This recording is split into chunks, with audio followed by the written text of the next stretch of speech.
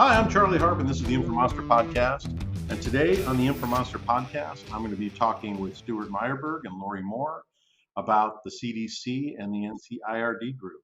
Why don't we start? If you guys go ahead and introduce yourselves. Lori, why don't you go first? Hi there. My name is Lori Moore, and I'm a pharmacist by trade, and I work for CDC. I've been with CDC now for actually coming up on 5 years in just a few weeks. Before I started in CDC, I actually worked with Indian Health Service and for close to 15 years actually. And I've been supporting public health informatics projects for most of that time. Thanks, Lori. Stuart? Hi, I'm Stuart Myerburg. I am the Informatics Team Lead in what is currently the Immunization Information Services Support Branch. I've been with CDC since 2010 with the same branch. And before that, I worked at Emory University School of Public Health. And I also went to undergrad and law school there. Great. Thank you guys so much. What we were hoping to do today was we're going to kind of tell a story of the process that you guys went through going through COVID and managing the vaccines and that data. But I think it'd be great to start out with you guys talking a little bit about your branch and what your branch does at the CDC. Sure, I can start that. And Lori, please feel free to jump in. So our branch, like I said, is currently called the Immunization Information Systems Support Branch. We are going through a process of reorganization with the whole division, and our new name will be the Informatics and Data Analytics Branch. So it will be IDAB, which is much easier to say as an acronym than IISSB. So not that's the reason we picked it, but it does flow off the tongue better. And so we are part of the National Center for Immunization and Respiratory Diseases.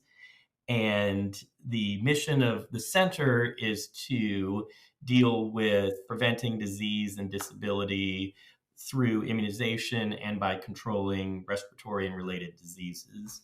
Our division is the Immunization Services Division, and it's specifically focused on immunization, obviously, and protecting individuals and communities from vaccine preventable diseases.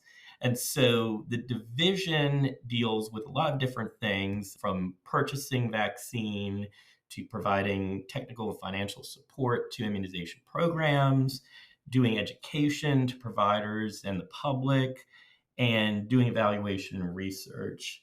Our branch really focuses on supporting the immunization information systems, otherwise known as IISs. IISs are confidential population-based systems where all immunization doses are recorded within jurisdictions. And because it's jurisdiction-based, it's a little bit different from some other programs within CDC where they may have a central repository or a central system that CDC controls. Everything with the IIS is done locally within jurisdictions. And so our branch supports those systems by facilitating development, implementation, providing standards, doing evaluation, but we really are in a support role because we don't control the systems. So that's the very high level overview of kind of where we sit in CDC and what we do. I don't know if Lori, if you want to add anything. No, I think you did a great job. Thanks. All right, and for the listeners at home, do you guys want to give a high level picture of what your roles are within the group? Sure, I'll start. So I am the informatics team lead in the branch, and the informatics team is focused on a lot of that standards work I mentioned. So we are the ones that maintain our health level 7 implementation guide to allow for the electronic exchange of data between providers and IISs or between IISs themselves. We also support code sets and vocabulary, which we'll be talking about later, 2D barcodes, clinical decision support for immunization. We support vaccine ordering and inventory, but we don't maintain that system per se. So we really are kind of supporting the broad spectrum of standards that influence everywhere from where the shot is given all the way to getting into the IIS and then sometimes coming to CDC. And then I'll add, I am actually on Stuart's team. And when I first came to CDC and before COVID hit, I was really specifically focused in on our supply chain systems and working with the vaccine system. We call it VTRAX, and basically working across 64 jurisdictions to help them with the ordering and inventory, provider master data that we exchange between their local systems and CDC. And that's specifically to order routine vaccines and to report on their inventory before they can order more. After COVID, that expanded quite drastically. And so that's where I also expanded into code set work, as Stuart mentioned, we'll be talking more about. Also worked a little bit on the administration pieces, systems that we were working with throughout COVID. And so I've done just a little bit of everything throughout COVID. I bet. How many people are on the informatics team? That's a great question. It changes so often. And we also have some public health informatics fellows. I think we're at 9. Does that sound right, Lori? I think we have like 6 FTEs, full-time employees, and then we have the 3 fellows. Yes, so we're actively trying to expand. So that's why it's hard to track these days. Well, also we're reorganizing, and so our team is pretty much staying intact, but a couple of people on the team are moving to a new team that doesn't exist yet. So the number changes in my head based on, are we talking about soon or currently? So anyway, we're somewhere around 9, I'd say, right now. Lori told me offline that she's totally happy to work weekends, so that just doesn't sound like Charlie, he knows this. I think everybody knows it. I love it. I think those of us in the data world, in the healthcare, public health data world, you have to kind of love it. You do. Just because of what it is, the speed and the relevance of it. So here you were minding your own business, doing your work, and then COVID hits. And I would imagine COVID was a lot for all of us, for the entire nation, the entire world. But for you guys, my guess is that it had quite a bit of impact and demand on what you were doing. Before we get into that, I mean, what was the kind of the cadence and the nature of what you guys did before COVID? It was a lot calmer. Well, I guess I can explain kind of where we started with our vocab code set project and where we were at before 2020, or maybe even into the very early months of 2020. So this project, which we call VCSMS, even though most people don't use that acronym because it's another one that does not flow very well, but it's the vaccine code set management service. And prior to 2016, we were maintaining all of these codes very much by hand. So we create the CVX and MVX at CDC, which are used to record vaccines. And then the NDC and CPT also exist out there to record vaccine administration, which are maintained by other entities, the NDC by FDA, CPT by the AMA. And prior to starting this project and using SciMedical, we would basically kind of source these codes as best we could. So there was no systematic way to pull in the codes from AMA or from FDA. We also weren't really using any sort of tooling that allowed us to standardize workflows or do any sort of data research, capture, and curation. And so we had an access database, and we had one person who did a very great job of, diligently going out there and looking to see when a new code was created. But there was nothing automated about it. And obviously it wasn't really sustainable, and also, could lead to data quality issues. So in 2016, the idea of shared services was being talked about within our division to try to reduce the burden on our stakeholders and enhance the ability for them to get to data sources. So this seemed like a really good project to use pilot for shared services.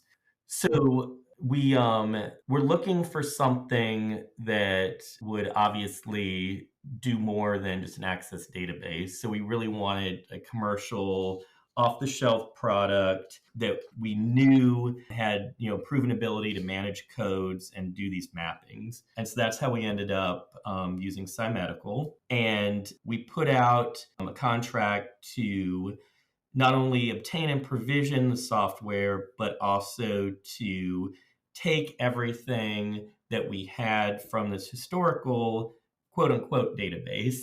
It was an access database, but it wasn't really very robust, and move it into the tool and come up with a process to really be much more methodical and systematic in the way that we dealt with codes. I'm familiar with CVX and MVX because of my long history at First Data Bank and Zincs and places like that. But for people that aren't super familiar or don't have it something that intersects with that, can you briefly kind of explain how people utilize the CVX and MVX code systems? Yeah, so the CVX really kind of came about because it was being used when there were a lot of historical vaccines. So especially in the early days of these systems, when you might not have been recording things live.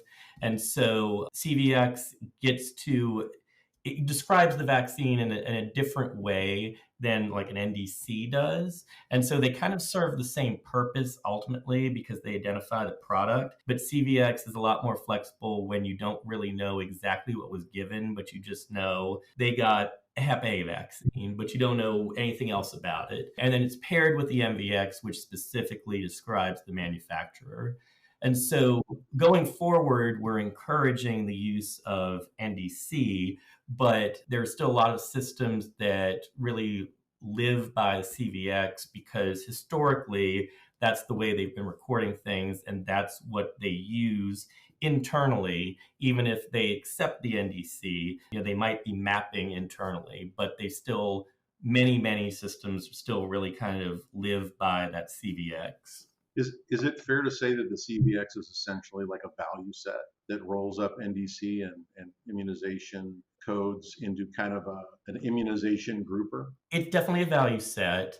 It's not necessarily rolling the NDCs up. I mean, we do mapping, which we were doing again manually before, but now we're able to do this, much better using a tool that allows us to do these things. But it's really a list of codes, exactly like the NDC, describes things in a slightly different way and allows for that more generic code.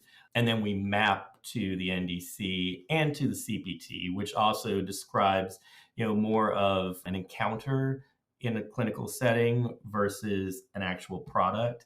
But we know that many systems use that, especially for billing purposes. So we have to be able to kind of make all of those connections between the different codes because different systems are looking at a vaccine encounter in different ways.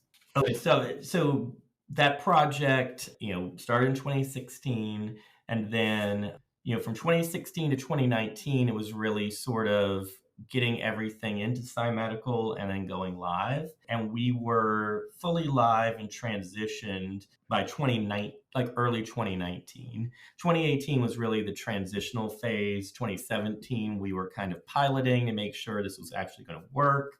By 2019, everything was in place. Our end users were using this. They had different ways to access the codes through web services and Content Cloud instead of just pulling them off of our website, which they can still do, but it gave them a lot more options. So we were really kind of at the point in early 2020 where we were just looking at what's next. How can we refine this? And then COVID came along. It's your fault. You had to say what's next. I mean, really, we were literally having those conversations. We were like, okay, well, we can start thinking about some of these more wish list things. We're in a great position. Should never say that. And I would say, I came in to CDC around 2018, and I spent the first part just trying to orient myself to the systems and what we were using and how, different codes impacted all the different systems. And specifically at the time, looking at the supply chain systems for ordering. And one of the things that I was researching before COVID really kicked off was the fact that we had a gap and some challenges in the inventory space due to the way we were tracking lot numbers. And I know we're going to touch on that a little bit later in the conversation, but there really was a lot of work happening before COVID that helped to guide us as we got into COVID and really allowed us to work in ways we weren't able to do so before COVID, at least not as quickly as we had with the opportunities, I want to say, of COVID. I know people don't look at that as an opportunity, or COVID as an opportunity, I should say, but we really did have some great collaboration and opportunities that we were able to leverage during COVID to expand on what Stuart had already put into place. Well, there's nothing like a crisis to increase your sense of urgency and put you in a room where you have to figure out how are we going to creatively deal with this, because the normal course of business is not going to work. And I would imagine that during the early phases of the COVID crisis and as the new vaccines started to come out, you guys were probably asked to scramble quite a bit to figure out how to make things work. What's interesting in that aspect is, we had a lot of the foundational pieces that we needed for the response. We had an established ordering system, and there were definitely some gaps that we had to work on. So I think what's really interesting, at least for me, is knowing that we had a lot of foundational pieces in place for COVID, and then it allowed us to quickly expand on those areas so that we could really tie everything together so that it came together as well as it did for reporting of products. As COVID went out, we were quickly able to receive information back, which would not have happened outside of COVID. That's not what it looks like today in the routine vaccine space. So what were some of the challenges that you guys had to deal with? It sounds like you had already kind of built out and planned out a solid foundation. And I remember those early days working with you guys, and we were we're very grateful for the relationship that we at Clinical Architecture have with the CDC. Not only has it been good to work with you guys, but you guys have pushed us in ways that made our products better, made our services better, and we really appreciate that. But when things were happening around that time, were there specific challenges that come to mind that you guys had to do something to address? Do you want, Laura, you want to start? Or you want me to? You can go first and I'll jump in. How's that? Okay. Well, I would say the timing was probably the biggest challenge that we had across the board, and that included dealing with code sets because really immunizations tend to be pretty predictable in the sense that there's a long lead up time, clinical trials, and very well in advance when FDA is reviewing it, and then when ACIP is going to be voting on recommendations. And so we were very much in the habit of being kind of passive about it because we would wait until we knew that there was a new product out, and you kind of knew well in advance. And so you didn't have to rush ever to get something out in general. And so I think the biggest challenge we faced at the beginning was just the speed of how everything was being approved, because we were in the EUA space, the emergency use And so things moved much quicker. The time between a product going through clinical trials and getting to FDA and getting approved by ACIP was very much abbreviated. And so we definitely had challenges trying to figure out how to deal with that because we didn't have established relationships with a lot of these entities to know what was happening that far in advance because we never needed to. By the time ACIP voted, that's all we needed to know about beforehand. But COVID kind of changed all that. Absolutely. And Charlie, I think you really touched on this at the beginning. The partnerships were one of the most critical pieces of all of this. Knowing who to talk to and how to get everybody moving in the same direction was really the keys to success in everything that we've accomplished with COVID. The timing of things, as Stuart said, before COVID is, we were waiting until it was approved, and then it could be anywhere from 4 to 6 weeks before CDC and other data partners such as AMA or drug compendiums like First Data Bank would actually publish their information. And then we know that outside of COVID, once the publications are posted, it could take anywhere from 6 weeks, if not longer, for our EHR vendors and other system vendors to actually pick those codes up. And when we're talking COVID and really accelerating the timeline, the key to success for it was as soon as the product was authorized, it would ship. And as soon as it arrived, we had the expectation of providers administering shots in arms right away. And based on the way we were doing business before COVID, that whole process wasn't going to be suitable for what we needed for COVID. So we did have to change our timelines and expand our partnerships. And, we really could not have done it without the manufacturers. We partnered with them in ways we had not done before. We had partnered with other federal agencies in ways we had never done before. And we learned a lot that we did not know about, I think, before a product actually gets approved by the FDA. So it's been very educational along the way. In addition to that, we had a working relationship with AMA, but not as extensive as what was required for us to do code set publications that we had during COVID and at the rate that we were asked to produce them. And we also had to expand more into the drug file or the formulary compendium space. So we had just started working with First Data Bank, and then we had to rapidly expand into some of the other compendiums. And really, in my mind, these guys did such an amazing job of coming together to support the rapid development and publication of all of the codes and variations that we've seen throughout this last few years. And then we've also been working very closely with the National Council for Prescription Drug Program, NCPDP, who also oversees the compendiums to help us maintain that one standard. And then other partners, and again, I have to really promote all these partners because it was really all of these people coming together that made this a success. And we had existing relationships with our immunization information or IIS vendors, but there were other ones out there that we really didn't have a working relationship with. And so we had to establish new partnerships with the Electronic Health Record Association or EHRA vendors. And it was amazing to watch all of those EHR vendors come together and talk about where their challenges were so we could learn from that and help to remove as many roadblocks as we could in order to achieve, rapid delivery and administration in arms. And also with data exchange vendors, essentially it covers every aspect of from end to end of the interoperability data exchange process that one can imagine. Not to mention, all of the jurisdictions we worked with, 64 in total. We also had some new provider partners that came to the table to work with us that were administering. And that includes, federal agencies, national commercial partners such as pharmacies and dialysis.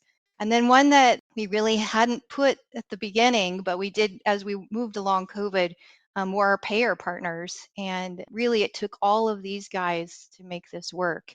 It's really amazing when you take a step back to understand how it works from end to end. But if any one of these guys would have been missing, we wouldn't have been able to achieve, I think, what we did in such a rapid time. It's encouraging when something like this happens and people roll up their sleeves and get to work. And healthcare that sometimes gets a bad rap because the healthcare system in this country and frankly in every country I've ever intersected with, they all have their issues because of the nature of what they're doing and how they're doing it. But when something like this happens, you can tell that people are very earnest about wanting to do something that helps people. And we try to do a number of things during the process because we felt a little bit on the sidelines of clinical architecture because we have all these partners that are providers and folks like you guys and payers. And as a vendor that builds systems, we really didn't feel like we could have a direct impact to help what was happening with COVID. And so we did a couple of things like the COVID-19 Interoperability Alliance, where we were building value sets with folks. And then, of course, the work that we did with you guys, we felt was very important. But yeah, it's very encouraging and amazing when you think about everything that people did to help us get through that process, get through that crisis. And I think we learned a lot in the process too, as a industry, as a nation. Absolutely. So one of the things that we have on our talking points here, and this is really for people that aren't super aware of some of these concepts, but would you mind talking a little bit about lot numbers? Because when the new vaccines were coming out and they're trying to get them administered, I've even had friends of mine when we would talk about some of the work we were doing. They said, "Well, why is that a big deal? What's so important about the lot numbers?" Would you mind giving a primer on lot numbers? Lori, I think you're probably the best one to do that. Okay. So sure, yeah. I think before we dive into lot numbers, I think where we should start is the NDC. I think most people, feel like NDC is one of the most important pieces of the vaccine related codes, and it truly is critical. But that lot number kind of goes out of sight, out of mind when people don't see it or talk about it a lot. The way the labeling works is you've got a carton or an outer package, and then you've got a label that goes on the actual syringe or the vial, and we call that the inner package, or the unit of use is the inner package, and the outer package is unit of sale. You can have a lot number that is supporting your unit of sale, and you can have a lot number that supports your unit of use. Hopefully that's not too complicated. Essentially what happens when you take a step back from the labels is you have to think about how the systems are using each of those numbers. And what we see are the supply chain systems are dependent on the NDC, the unit of sale NDC and the unit of sale lot number, whereas our administration systems are basically dependent on the unit of use. And so when I'm going to order a vaccine, I'm usually ordering from the unit of sale vaccine related codes.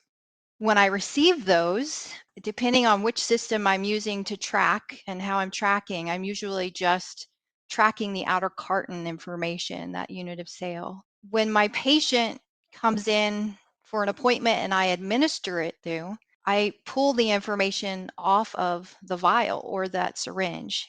And that's what I'm putting into my EHR. One of the things we've noticed even before COVID was that some of our manufacturers would use the same standard for the lot number on both packagings, outer and inner. And then we had manufacturers that would change it. And so there essentially wasn't a standard out there to really get one standard way of doing it.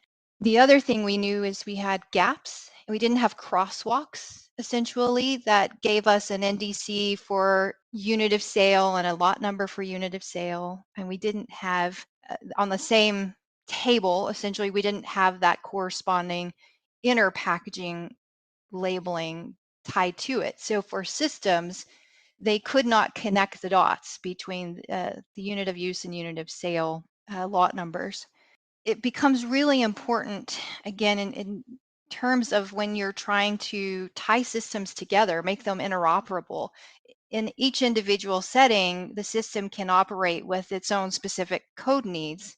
But when we don't have crosswalks and we don't have a way of reconciling that, we have challenges when it comes to decrementing inventory meaning it can't automatically reduce the number of doses as they're administered, and that has to be manually accounted for. And sometimes it's really hard to do, especially if someone is not using the 2D barcode scanning functionality where it's getting us our highest data quality. If I am a provider in clinic and I don't have 2D barcoding and I just manually key in that lot number from the vial or the syringe, there's a lot of room for errors in that space. And so when we try to tie all of those together, it can be quite complicated. And what we found before COVID, and even more so in COVID, is that we needed a solution that would allow us to have a crosswalk so that we could reference the lot numbers. So that the lot number is actually tying it back to when it was manufactured, so that there are any problems or expiration information, that lot number groups all the NDCs that were produced in that lot together. Is that fair? That is fair, absolutely. And it becomes one of the most critical pieces, especially if there's a recall and you need to pull a batch back. Not having the ability to do that is essentially what we are up against. I normally have visuals to show this so I I can know. step people through it. So it's so hard to do it here. I see it in my mind, but trying to explain it without those visuals is so challenging. I know. I mean, I know that I am a already knowledgeable audience, but I think you did a great job of explaining it. It makes Yeah. sense. So, And if anybody listening to the podcast wants to get a visual primer, just let us know.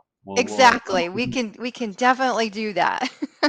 The bottom line is, when you guys were faced with moving all these vaccines around the country, being able to track what's being administered where, when those vaccines lose viability, those ties between the outer pack identifier, the identifier on the vial itself, and what actual batch, when it was produced and who produced it, was obviously very important for you to be able to know what's going on from a supply chain perspective. Exactly. And the thing about COVID too that was even more challenging in this space is that we had non-standard labels that we were up against. The EUA labels were not the same as what we would see under the BLA or biological license application. And so because this product was coming out and we didn't have all the stability data on it, some of them did not have even expiration numbers on them. And it made it harder for people to track that information, especially when they're administering and trying to log it into their EHR. And so, COVID even put more challenges on us than we initially have to do with the routine vaccines. Well, I remember being in a call with you guys and we were talking about the lot numbers and the challenge that you guys were having getting the data from the manufacturers. And we kind of said, well, we'd like to help you with that. Us being able to help wrangle the lot numbers from the manufacturers and get them all kind of normalized and together so they could be delivered to a place where they could be put to use is something that, we as an organization are very proud to have been a part of. And we appreciated you guys letting us contribute to that effort. Well, you guys have just been amazing. I mean, ideally, it was a proof of concept. We knew that there were gaps with lot numbers, and we knew that where the technical challenges existed. But finding a solution that we could put into place at such a rapid turnaround time and make it available to people that need it, was such an amazing accomplishment. So again, another key partnership out there where we've really made improvements in public health. Well, it was a lot of people did a lot of really good work to make it all happen, but we're super proud to be a part of it. So now that we are where we are, I mean, how would you characterize where we are today relative to pre-COVID? Do you feel like we're in a good place? Do you feel like the systems, the foundations are all pretty solid? Stuart, I'll take the first stab here and then I'll turn it over to you. yeah, Does that sound fair? sure, sure. I think over the course of COVID, we've really made significant advances to the entire ecosystem. The partners continue to meet routinely. Everyone is engaging on ways to improve. And, a lot of the things we've stood up were either proof of concepts or pilots. Those things are really, having a significant impact even today. And so, as we continue to move forward, I think that, we'll continue to expand on a lot of the new areas that were established under COVID. And I think we've also, these relationships we've put into place, I don't see those going away. We're, building on those is key. You can't do any of this without having all the partners at the table. And now that we know what it takes to make this work, I think we only have, it's only going to get better. And we're already seeing improvements in data quality because of these activities, which is essentially why we've focused and worked so hard on the terminology side and making sure that everybody's readying systems in advance and then monitoring the data as it comes in and working with these partners to continue their improvements. Stuart, I'll turn it over to you. Yeah, I mean, I would agree with all of that. I mean, I think the learning experience alone was invaluable because we thought we understood the process pretty well, but COVID and that accelerated process really kind of forced us to dig in deeper and really understand how a product gets from clinical trials all the way to distribution and into an arm. So that in and of itself was really helpful for us to understand, not just for the code sets, but across the board, everything that we do. And then that really came about because of the partnerships. And like Lori said, those partnerships are not going to go away. If anything, they're going to be strengthened.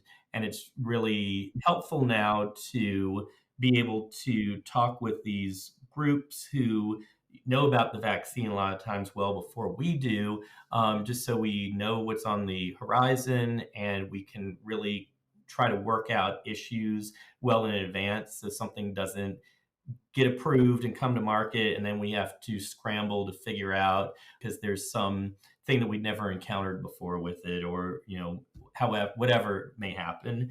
And then I think also the lot number work going to hopefully expand. Like I know we were toying with the idea of, we did this work with COVID, but how do we leverage this work and expand the scope to look at routine vaccines as well, which obviously will take a lot more resources and time. And it's a lot, well, not that COVID was predictable, but COVID was only predictable in that we would know about things very quickly. But yeah, I mean, I think it's a great opportunity to start considering that and see what we can do. Can I ask you guys an informatics nerd question? I'm the informatics nerd in this scenario, by the way. Does the nature of the new vaccines, the mRNA vaccines, does it change how you model the CVX codes from an information perspective? It can. If the formulation changes, we do have to go back and reevaluate whether new codes are needed or not. So there are several different aspects that we look at in terms of modeling a vaccine code that come into play as each new presentation comes up. Yeah, and I think it forced us to dive even deeper into that very non-informatics world of formulation and truly trying to understand what the difference was between these products, because the mRNA vaccines are so very similar, hence why they can be used interchangeably, that in a non-COVID world, we probably would have considered them the same vaccine ultimately, and so it was very difficult for us to tease out exactly what the difference was. So when we were creating that CVX, we had something that made it different from the other product. Thankfully, we do have people like Lori who are pharmacists who can understand that sort of thing, because it really has gotten a lot more into that world than we ever had to think about previously. Yeah, those pharmacists come in handy, and I'm not just saying that because of all my friends at First Data Bank.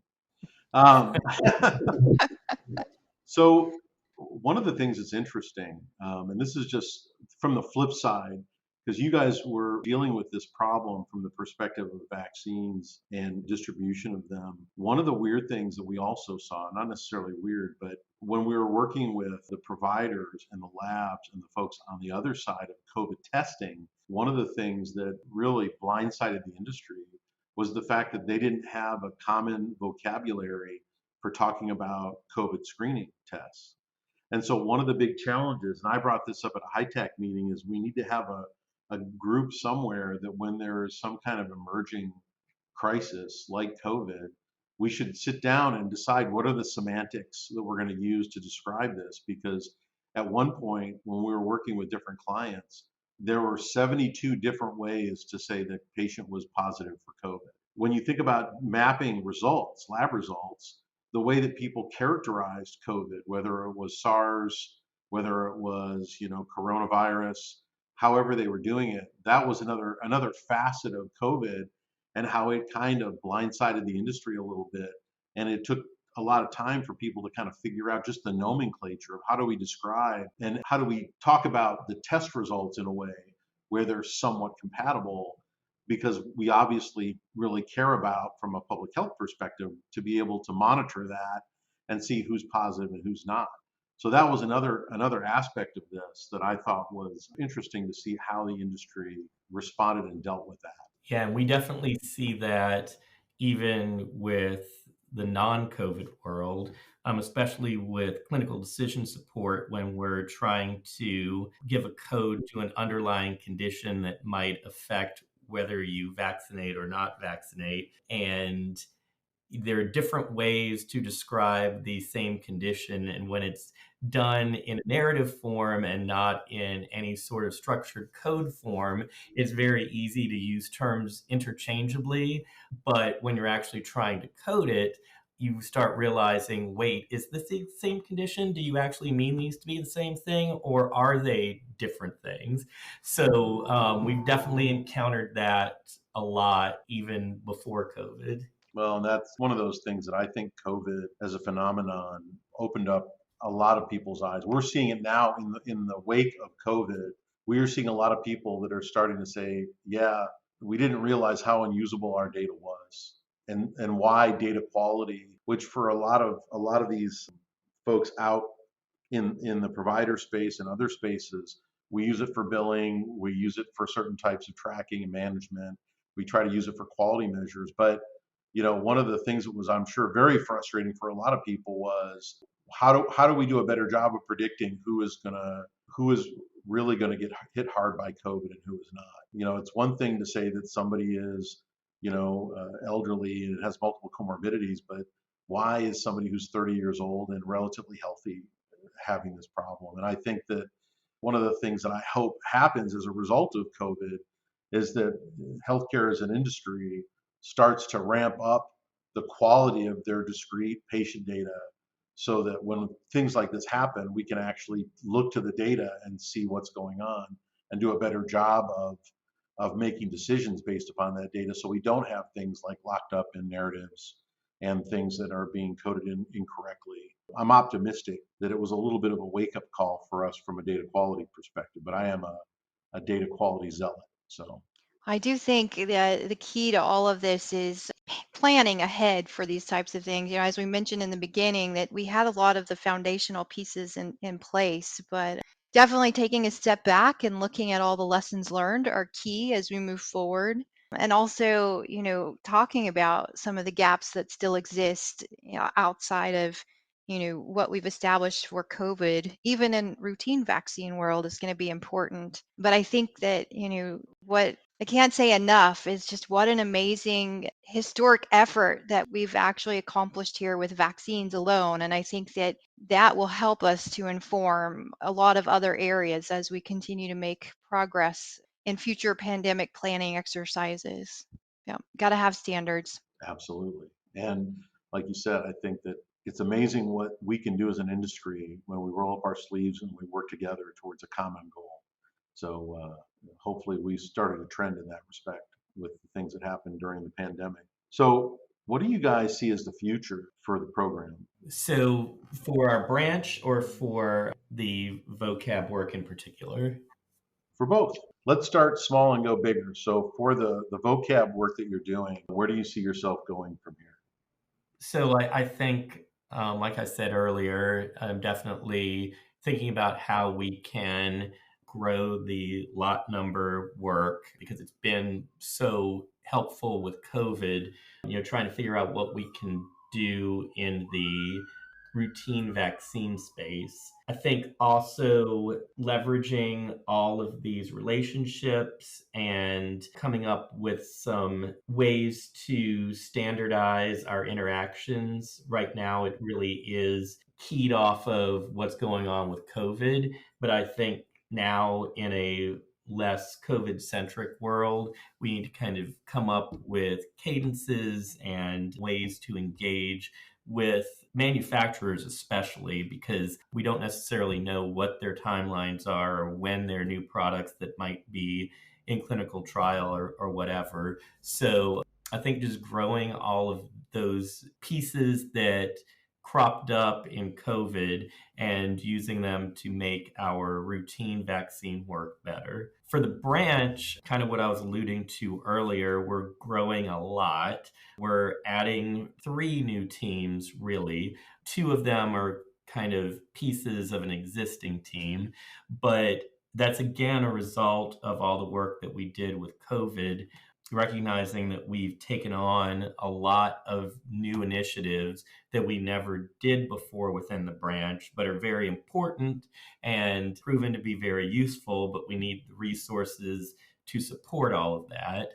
So yeah, I mean, really, COVID has been an opportunity for better or worse, but in this case, for better, to really expand our scope and to grow everything that we've been doing in the branch and take all of the work that we did pre-COVID and take it to the next level. And I just add that, we're still collecting lessons learned. I feel like we have a lot that we've learned from our side, but also just having listening sessions with partners and really hearing more about their lessons learned will ensure success in the future. As Stuart said, we plan on looking at ways to expand some of the projects like the lot number project. That also means expanding more into manufacturers and really getting people to understand why we need information in advance and not after something's been approved. So a lot of strong communications and partnerships that we have to keep focusing on as we move forward. I would think there's also a message in there about, you said it earlier, Lori, about standards. Having a standard way of doing things streamlines our ability to move information when we have to in a hurry, as opposed to everybody kind of creating their own one-off thing and then giving it to other folks and having them kind of work through it and normalize it. When these things happen, it's usually a good opportunity to say, okay, how can we create a standard thing so when this type of thing happens again, it's normal course of business and not a mad scramble? Is that Absolutely. something that you guys are working with the manufacturers on as far? I know we did some of that with the COVID vaccines, but is that something you think will expand?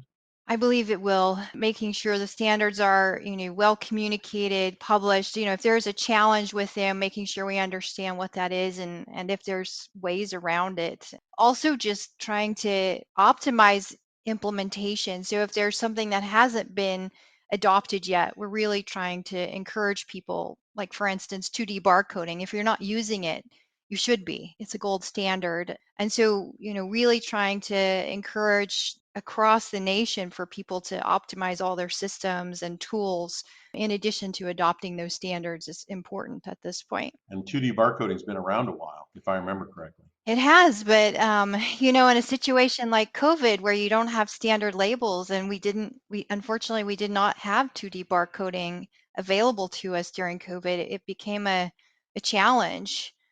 Even as we sit down with partners, though, we learned that they were still not implementing some of these tools, or they hadn't completely rolled them out. And so I believe people now see the value there, but it's really our responsibility to keep, communicating the importance and to publish, how important it is, making sure that everybody understands how critical it is to the success of the overarching country. I mean, it really does help us when we're trying to exchange all the data that we're exchanging and making sure it's at the highest quality that it can be. Anything else you guys would like to add before we wrap up today? Charlie, I would just want to say thank you for hosting this. And again, if anybody needs a visual, I'm much better with visuals. This is the first time I've tried a podcast, but very excited that we had the opportunity to do this. So thank you, and to your team. Yeah, thank you as well. We've enjoyed working with you over, I guess it's now 6 years. And it was really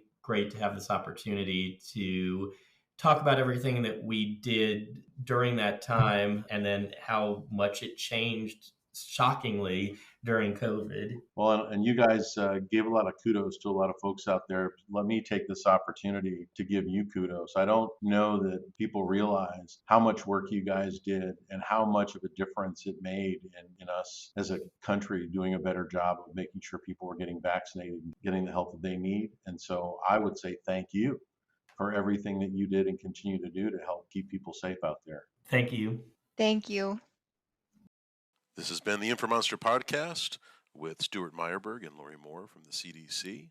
And I'm Charlie Harp, your host. And I'll see you all in the next Informonster podcast.